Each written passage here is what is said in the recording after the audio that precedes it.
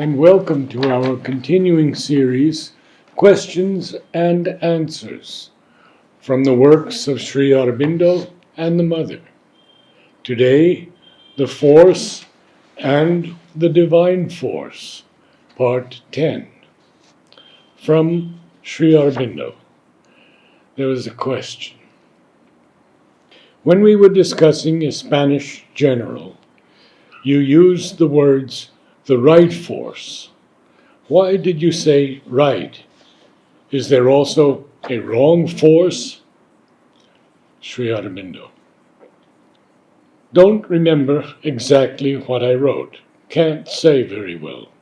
But of course there can be a wrong force.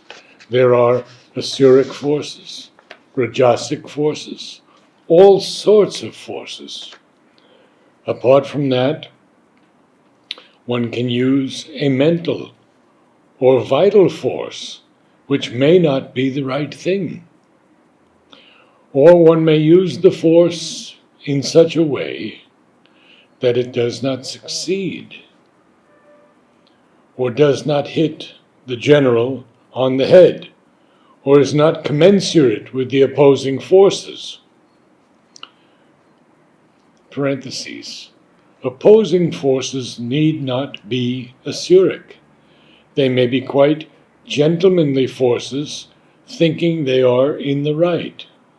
Or two divine forces might knock at each other for the fun of the thing.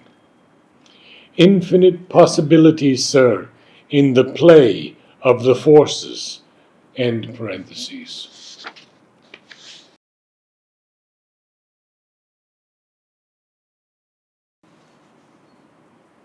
What is a mistake? Evidently, the force used is always the force that was destined to be used.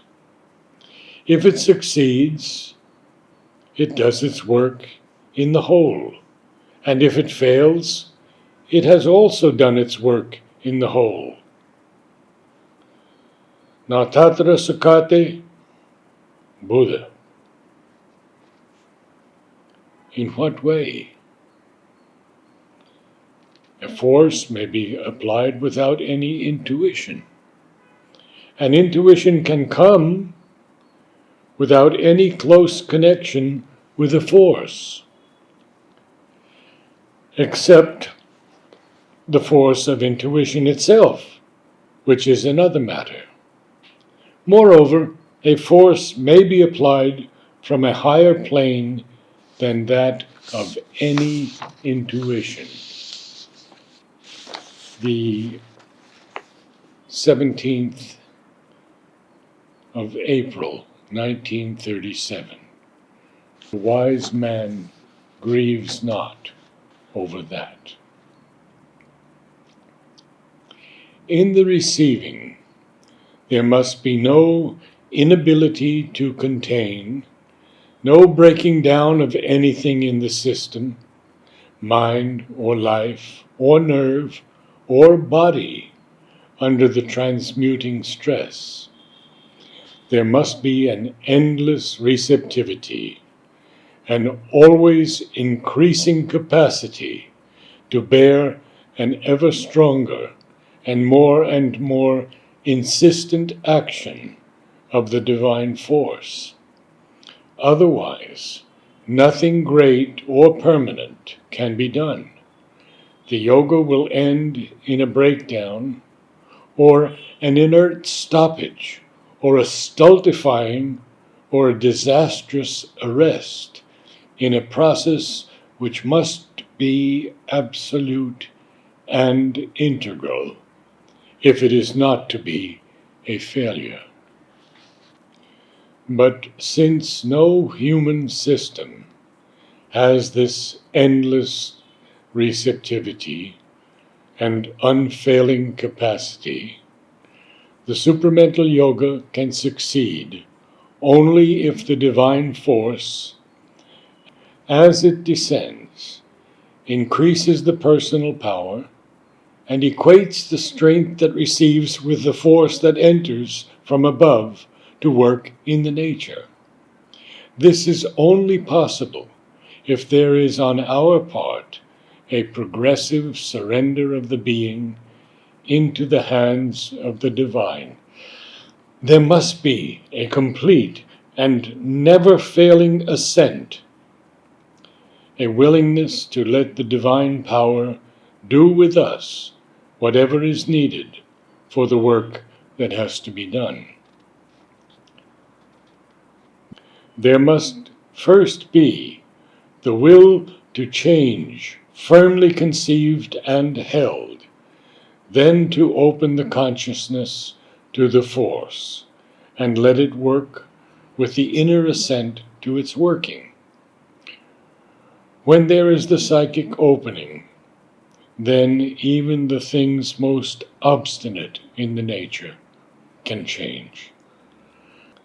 The force produces no definite and lasting fruit unless there is the will and the resolution to achieve in the sadhak. Disciple, you had written, I need not bother about it. If peace is needed, it will bring itself. Certainly the main stress should be on the force, but the active assent of the sadhak is needed.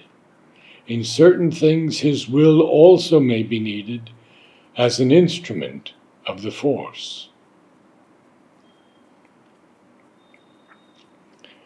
It is true that the force can work effectively without any effort on your part.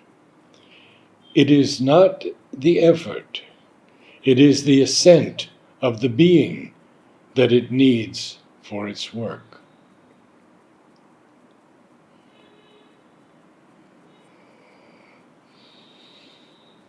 Hardly anyone is strong enough to overcome by his own unaided aspiration and will the forces of the lower nature. Even those who do it get only a certain kind of control, but not a complete mastery.